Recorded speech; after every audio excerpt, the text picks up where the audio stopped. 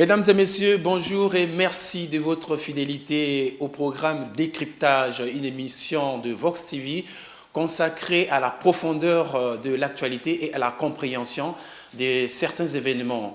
Nous continuons de discuter du Covid-19, cette pandémie qui fait autant de victimes dans le monde entier et qui est déjà présente, cette pandémie, ici au Congo. Et pour en parler, nous recevons Madame Francine Toumi. Elle est professeure biologiste moléculaire.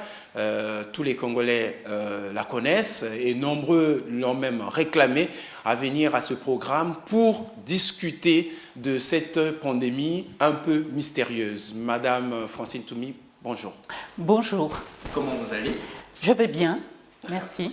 Je vois que vous allez très bien et que je rappelle qu'il y a un moment, les téléspectateurs de Vox TV vous ont cherché un peu partout. Mais je sais que vous avez étudié et travaillé en Allemagne où il y a souvent une culture de banqueurs. Est-ce que vous vous étiez caché?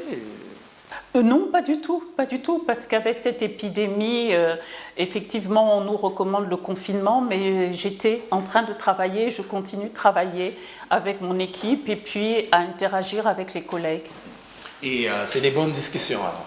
Oh oui, non seulement de bonnes discussions, mais aussi très importantes, parce que comme vous savez, on a beaucoup encore à apprendre de cette maladie et sur ce virus en particulier.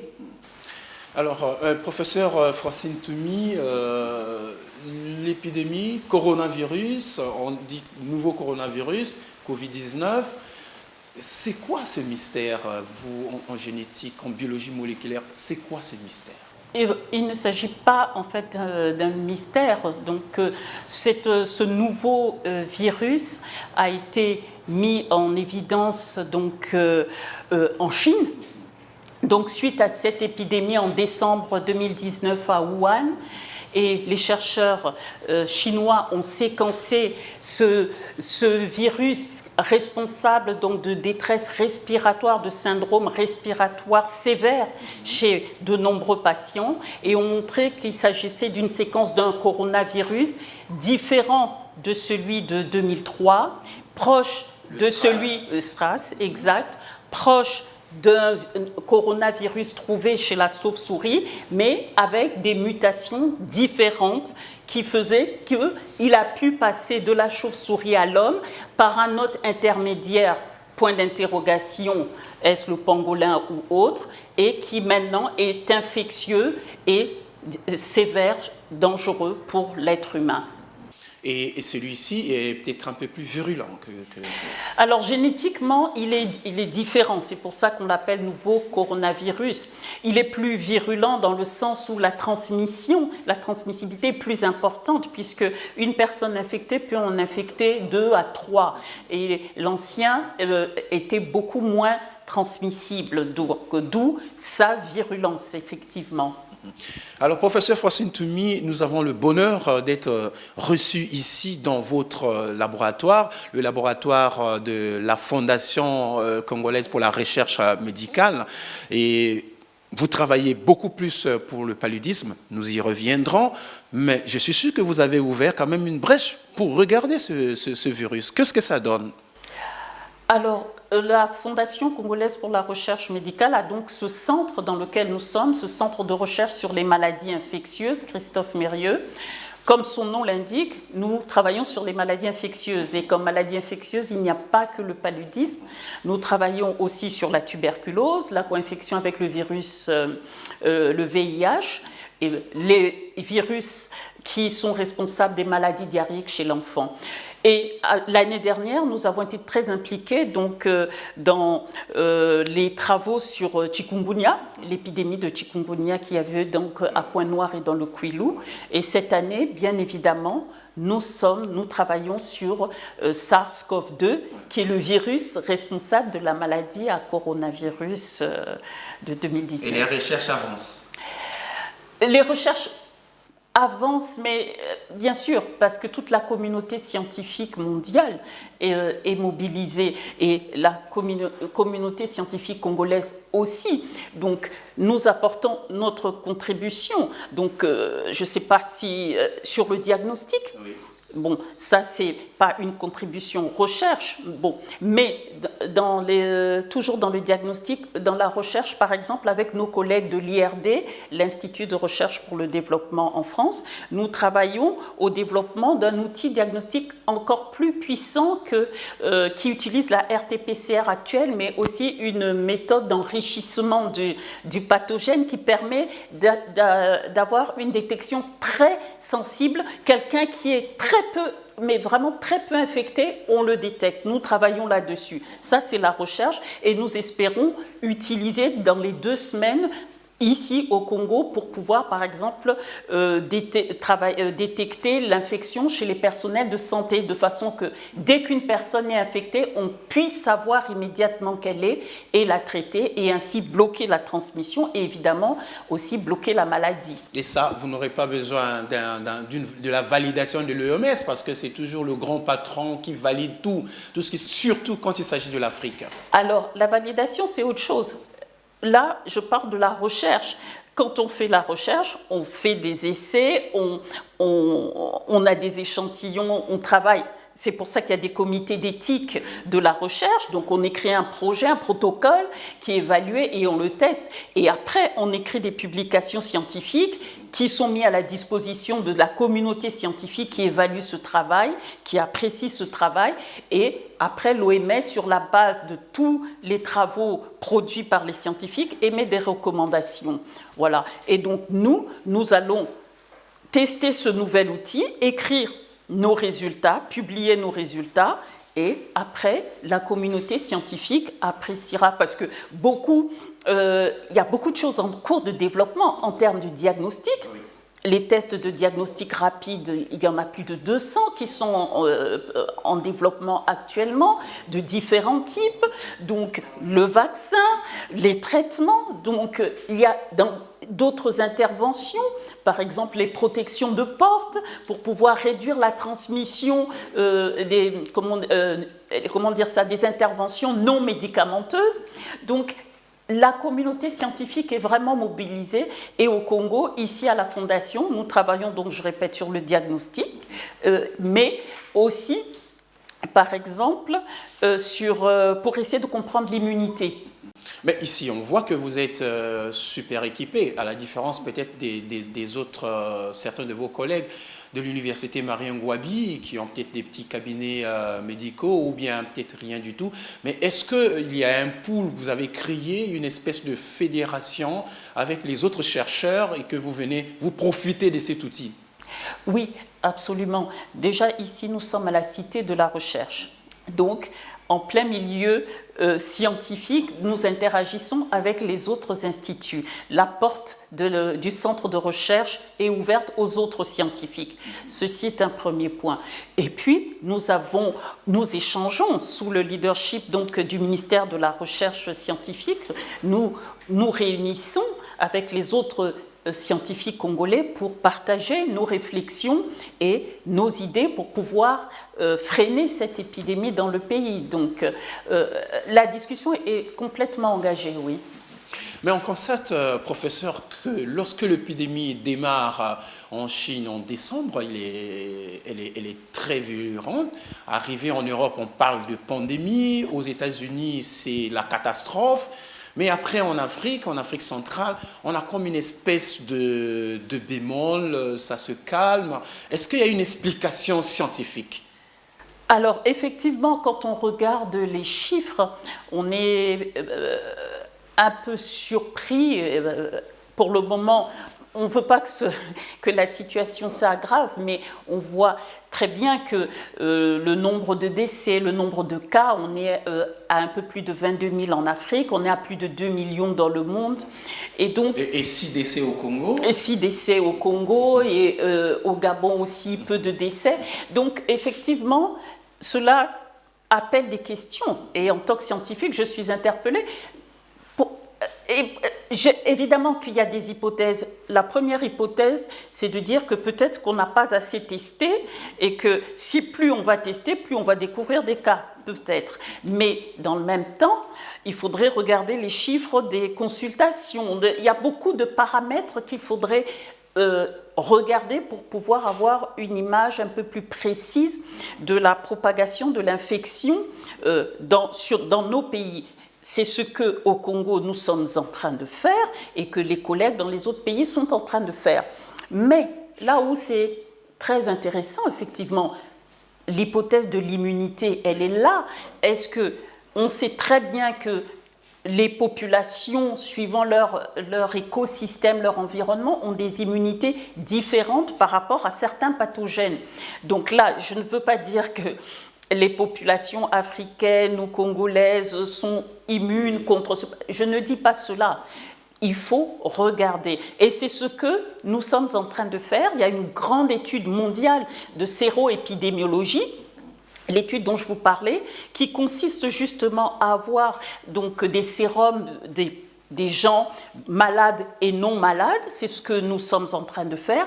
Et avec des outils élaborés par l'ensemble de la communauté, nous allons évaluer les réponses immunes des gens. Nous allons évaluer comment les gens sont capables de répondre à l'infection. Et là, on saura si il y a une différence dans la manière de répondre à l'infection. Ça, c'est extrêmement intéressant. Et là, enfin, on pourra, ou je serai capable de répondre clairement et affirmativement ou non à votre question. Est-ce que vous êtes d'accord que le dépistage massif était quand même une piste de solution pour savoir, pour connaître le nombre de personnes qui sont infectées? C'est évident, oui, évidemment, mais il faut en avoir les moyens. Ça coûte cher. Les moyens financiers et les moyens humains aussi, parce que cela mobilise beaucoup de personnes pour faire ce dépistage. C'est un premier point. Le deuxième point... Mais vous le recommanderez quand même. Le deuxième point dans le dépistage, il faut avoir des outils de dépistage fiables qui sont en train d'être validés, évalués et peut-être après validés. Donc, un dépistage massif, certes, mais avec quoi? Si c'est avec l'outil moléculaire, c'est très coûteux. Il faut avoir des machines partout, ce qui n'est pas possible, et il faut avoir des personnes formées pour pouvoir les utiliser. Et qu'est-ce que nous utilisons au Congo ici souvent? C'est la RT-PCR, c'est l'outil moléculaire, mais il est utilisé au laboratoire national de santé publique et dans notre laboratoire, et à Pointe-Noire, dans le laboratoire qui a été choisi pour faire le dépistage. Et les autres départements ne sont pas pris en compte c'est pas qu'ils ne sont pas pris en compte, si les machines ne sont pas là. Enfin, ce que je veux dire, c'est qu'il ne s'agit pas de tests de diagnostic rapide. Il faut un équipement lourd qui nécessite une formation des techniciens. Voilà. Donc, est-ce qu'on peut penser que les 180, au moment où nous discutons, les 186 cas confirmés, ça peut cacher le double, le triple, faute de dépistage? Bien évidemment que si, il y a probablement, puisque le virus circule, il y a probablement d'autres gens qui sont infectés, asymptomatiques, porteurs de l'infection, qui ignorent qu'ils sont porteurs de l'infection, et nous aussi nous ignorons qu'ils portent l'infection. D'où justement ces mesures barrières, d'où justement ces mesures de confinement pour bloquer le virus là où il est. Donc c'est certain. Mais là aussi, encore une fois, pour revenir à la recherche, notre rôle, c'est de mettre au point, de valider des outils de diagnostic simples et fiable. Le mot fiable est très important. On peut vous amener aujourd'hui des tests de diagnostic, mais peut-être qu'ils ne sont pas fiables. Vous allez penser que vous n'êtes pas infecté alors que vous êtes infecté. Donc c'est très important, la fiabilité. Tout ce qui circule n'est pas forcément bon, n'est pas forcément approprié. Et qui teste la fiabilité là? Ce sont les scientifiques, justement. Est-ce que vous êtes mis à contribution chaque fois qu'il y a ces tests, ces validations? Est-ce que vous êtes mis à contribution? Vous qui? Les scientifiques, mais bien sûr. La fondation. La fondation, oui. Vous parlez au Congo ou dans le monde? Au Congo. Au Congo, toujours, ça serait mentir. Vous, professeur Antoumi, est-ce que vous êtes mis à contribution quand même de temps en temps? Vous donnez votre avis lors des réunions des experts? Oui, bien sûr. Par rapport au comité des experts dans lequel je suis, oui, je donne évidemment mon avis, absolument, absolument. Et c'est le but de ce comité, hein, c'est de pouvoir échanger et de pouvoir... je suis impliquée à titre personnel dans beaucoup de comités. Ça se passe bien ou bien c'est des réunions administratives où on y va juste pour... étudier les rapports et puis se séparer? Est-ce que vraiment il y a une vraie contribution scientifique? Ce comité a été mis en place récemment et donc nous commençons à avoir un certain nombre de réunions. Pour le moment, il y a des décisions, des recommandations, parce que c'est un comité qui donne des recommandations, il n'émet pas des décisions. Donc, évidemment, nous échangeons. À titre personnel, j'apporte la contribution que je peux apporter. Et après, c'est comme dans tout, il y a d'autres personnes qui prennent les décisions. Voilà. Et souvent, vous vous retrouvez dans les décisions qui sont prises par rapport à vos recommandations? Pour le moment, il n'y a pas eu encore des recommandations nombreuses, mais oui, par exemple, là, je crois qu'il y a une recommandation qui est le port du masque partout. Oui, absolument, là, c'est une recommandation que, à titre personnel, j'approuve mais accompagné évidemment toujours du fait que le masque ne suffit pas, qu'il faut continuer à respecter les gestes barrières. C'est très très important parce que justement, quand on regarde les publications scientifiques, on se rend compte qu'il y a des pays où le masque a été comme ça imposé, mais que c'était presque contre-productif parce que les gens laissaient tomber les autres mesures pensant être complètement protégés, plus besoin de se laver les mains. Donc, il faut qu'on accompagne cette information en disant continuer les gestes barrières, respecter ces gestes barrières. Professeur, il y a une dizaine de jours, on a cessé de lire sur les réseaux sociaux parce que en cette période de confinement, les réseaux sociaux sont très délectés à la fois par les jeunes, mais aussi les adultes, parce qu'il n'y a plus rien à faire que de regarder sur les réseaux sociaux. Il y a eu un appel à votre égard. Tout le monde voulait que vous reveniez, que vous jouiez un rôle central en ce qui concerne la recherche autour du Covid-19. Est-ce que vous sentez le poids de cette affaire dans la recherche? Oui, c'est vrai, j'en ressens le poids parce que la Fondation congolaise pour la recherche médicale et les activités que nous conduisons sont très suivies et je m'en rends compte parce que nous recevons beaucoup de messages vraiment encourageants. Donc, effectivement, mais c'est bien d'être soutenu, mais il y a malheureusement une petite partie de ceux qui nous soutiennent, qui veulent nous voir ou me voir jouer un rôle public différent. Moi, je dirais différent, parce que déjà, le fait d'avoir cette fondation, le fait d'avoir ce centre de recherche, qui est un centre de recherche sur les maladies infectieuses, bon, c'est déjà pour moi un rôle public important. Mais certains voudraient me voir jouer un autre rôle. Bon, j'écoute, mais je dirais juste une chose, il ne faut pas tout politiser, voilà. Il ne faut pas aller trop loin, voilà. Vous êtes scientifique, vous jouez votre rôle, je joue déjà mon rôle. Encore une fois, ce qui est fait ici est déjà une contribution publique que j'estime importante. C'est un investissement personnel important. C'est la formation des étudiants de l'université Marien Ngouabi, c'est une contribution importante, publique importante. Donc, mais un certain nombre de personnes, d'internautes souhaiteraient me voir jouer un rôle différent. Moi, je dirais, là n'est pas mon problème, là n'est pas ma préoccupation. Ma préoccupation actuelle, c'est comment apporter la meilleure contribution possible à mon pays pour vaincre cette épidémie. Est-ce que vous avez déjà été en contact avec un malade de Covid-19, un Congolais? On parle quand même de 16 guéris. Est-ce que vous avez eu connaissance? Non. Là aussi, il faut qu'on soit clair. Je ne suis pas médecin. Donc, mon rôle n'est pas d'aller visiter les malades Covid pour me faire plaisir. Mon rôle, c'est de trouver des solutions avec ce que je sais faire, avec les outils que j'ai. Et les outils que j'ai, c'est des aides à la décision des médecins. Donc, dans le diagnostic, c'est pouvoir aller plus vite, c'est de pouvoir expliquer si la souche qui circule est différente ou pas.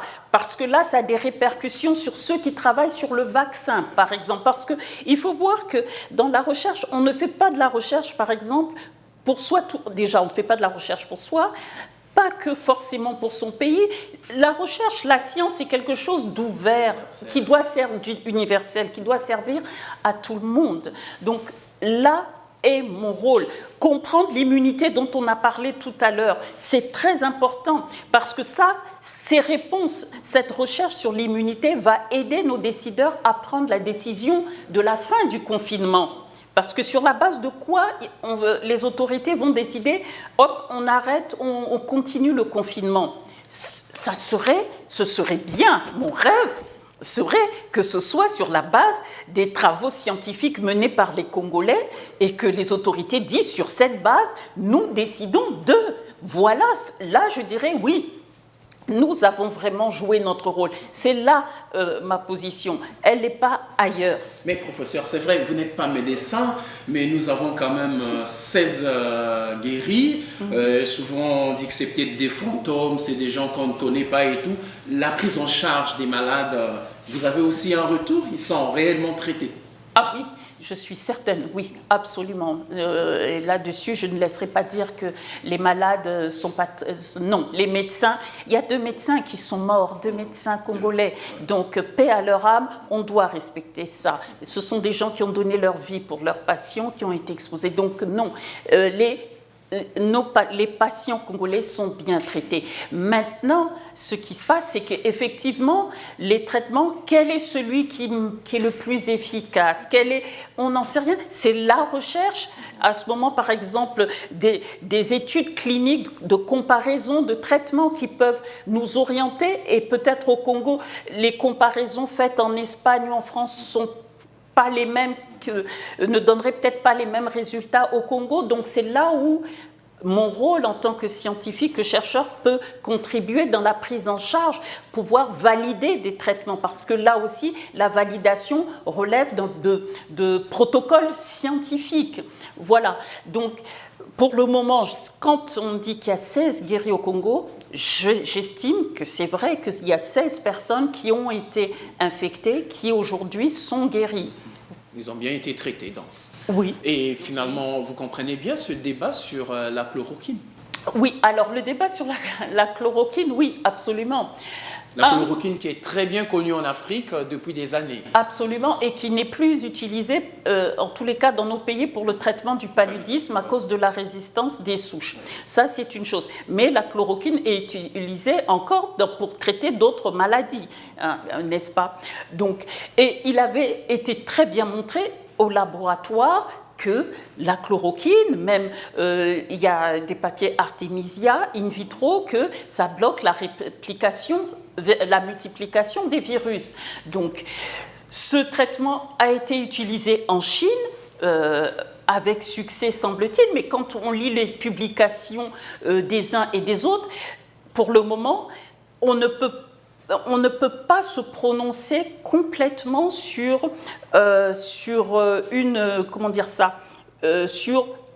comment se traite, sur l'efficacité réelle de ce traitement. À savoir que, ce traitement doit être pris à cause de ses effets secondaires en milieu hospitalier, et qu'il y a des essais cliniques en cours pour pouvoir vraiment dire quelle est l'efficacité de ce traitement.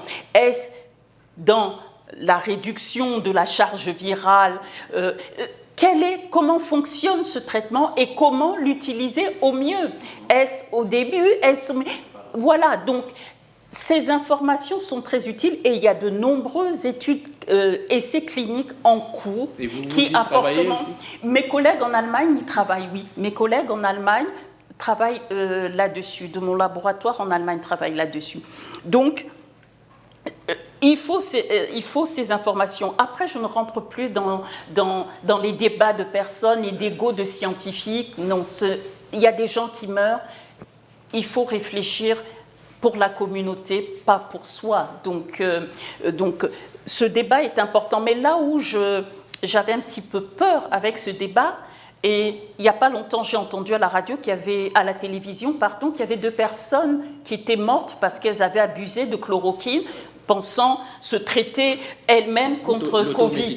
Bon, l'automédication, vous voyez. Donc, c'est très dangereux de parler à tort et à travers dans les médias et de véhiculer des traitements dans les réseaux sociaux. Parce que malheureusement, quand les gens les testent, ils peuvent risquer leur vie. Donc, je ne me risquerai pas là-dedans. Est-ce que, professeur, vous échangez constamment avec l'équipe du professeur Alexis Eliga Dokekias, qui est dans la prise en charge des malades? Est-ce que vous échangez quand même sur les types de traitement, la qualité de traitement? Est-ce qu'il y a un échange quand même, ou bien il y a une barrière? Il n'y a pas de barrière, d'autant plus que, je suis dans la commission laboratoire recherche et professeur Dokekias est président de la commission prise en charge. Donc forcément, il y a une relation dans la prise en charge et le laboratoire et recherche, puisque pour prendre en charge, il faut être informé que les gens sont infectés. Voilà. Donc il y a un dialogue, il y a des échanges, mais je vous ai dit encore une fois que pour le moment, et moi je suis responsable de la sous-commission recherche, ma contribution, ma réflexion se focalise comment apporter les meilleurs arguments pour freiner cette épidémie au Congo. On a encore du temps là Pour moi, c'est là mon problème et ma question. Pour ça, qu'est-ce que ça veut dire? Encore une fois, je dis le diagnostic. Ouais. Donc, faciliter il y a les tests de diagnostic rapide qu'il faut évaluer actuellement. C'est en cours, cette évaluation. C'est très important, ça permettra de dépister plus rapidement s'ils sont validés et traiter plus rapidement. Deuxièmement, comme je vous ai dit, ce test ultra sensible de détection, par exemple, pour les personnels de santé. Les personnels de santé sont en première ligne. C'est notre rôle en tant que scientifique d'apporter les éléments pour les protéger. Une détection rapide permettra, qu'ils soient plus exposés à la maladie et aux patients, et aussi protéger leur propre famille et la communauté, bloquer la transmission qui partirait d'eux. Ça, c'est mon rôle. Mon troisième rôle, en tant que scientifique, c'est comprendre l'infection dans notre pays. Quel est le virus ou les virus qui circulent? Nous allons séquencer là les souches et on va regarder ce qui circule. Ça, c'est un résultat que l'on doit produire. Absolument, monsieur, absolument. C'est ce que je fais. C'est ce que je fais, que mon équipe fait. On est sur le terrain. Nous avons des prélèvements de gens non infectés que nous allons analyser. Les prélèvements sont là, les outils sont en train d'être, pour analyser ces échantillons, sont en train d'être élaborés, développés. Donc nous travaillons, ne vous inquiétez pas, nous travaillons, nous apporterons les réponses qui sont de notre domaine. Nous sommes pressés par le temps, professeur. Eh oui, mais malheureusement, on avance à la vitesse avec laquelle on peut avancer. Mais vous avez les moyens quand même pour avancer. Les moyens en sciences, il ne faut pas poser la question aux scientifiques parce que les moyens ne sont jamais suffisants, jamais. Mais toujours est-il que la communauté des bailleurs de fonds, parce qu'eux aussi se sont autour du Covid, pour justement, comme vous le dites, pour me provoquer peut-être, mais tout le monde est pressé, tout le monde veut un traitement, tout le monde veut un vaccin. Et donc, pour ça, les bailleurs de fonds ont compris qu'il faut mettre de l'argent sur la table, et cet argent est là. Donc, il faut que les scientifiques écrivent des projets. Donc, il y a beaucoup d'opportunités actuellement de financement. Il faut des bons projets et puis avoir ces financements, et puis faire le travail. Mais le travail ne se fait pas en une semaine, Monsieur Séverin, ni un mois, ça prend un petit peu de temps. Un petit peu de temps. Peut-être pour vous provoquer aussi, en 1992, je crois, vous avez eu votre thèse de doctorat en microbiologie. Et puis après, vous avez été distinguée plusieurs fois à l'Union africaine, l'une des premières femmes africaines à recevoir une distinction en sciences. Et puis bon, depuis là, on pense que Madame Toumi, avec vos collègues professeurs, il y a toujours le fait de vous reconnaître professeur ou pas professeur. C'est un faux débat, ça? Pour moi, c'est un faux débat, mais au Congo, certainement que ce n'est pas un faux débat. Parce que c'est vrai que mes diplômes, mes grades, je les ai eus en dehors de l'Afrique, et surtout pas en dehors de l'Afrique, mais en dehors du CAMES. Et que donc notre pays a signé les accords du CAMES. Voilà. Donc ici, mes collègues, c'est vrai, certains considèrent que les grades que j'ai pu avoir à l'extérieur n'ont pas leur place au Congo, et que finalement au Congo, j'ai le niveau de mes étudiants. Voilà. Mais moi, ça ne me gêne pas. Ça ne me gêne absolument pas. Sinon, je ne serais même pas rentrée au Congo. Donc ça ne me gêne pas. Bon. Et heureusement que le monde entier reconnaît ce que vous faites. En Allemagne, à l'Union africaine, on sait ce que vous faites. Alors, professeur, nous sommes arrivés à la fin de notre programme. J'aimerais vous laisser une minute. Pendant longtemps, vous avez travaillé avec les jeunes lycéennes pour leur dire qu'elles devaient s'intéresser à la science. Là, je vous donne une occasion certainement, en cette période de confinement. Quel est le message que vous leur passez pour qu'elles se protègent? Ce sont toujours les gestes barrières qui sont répétés à la télévision en permanence. Mais je dirais qu'elles profitent, ces jeunes filles, pour étudier. Justement, parce que je crois qu'il y a des cours aussi à la télévision pour les lycéens et les lycéennes, donc qu'elles en profitent pour étudier, et que surtout que cette épidémie montre à quel point il est nécessaire d'avoir des scientifiques, et que la contribution des garçons et des filles de ce pays est absolument nécessaire. Au Congo, il n'y a pas la masse critique de scientifiques nécessaire qui permettrait de répondre aux besoins de santé de la population. Il faut plus de scientifiques. Donc, jeunes filles et jeunes garçons, il est important de vous engager dans les sciences. Voilà.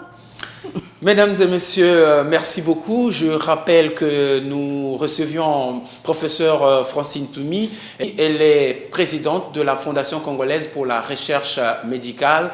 Encore une fois de plus, restez chez vous, n'allez pas dehors. Si vous n'avez rien à faire, restez suivre le programme de Vox TV. À la prochaine.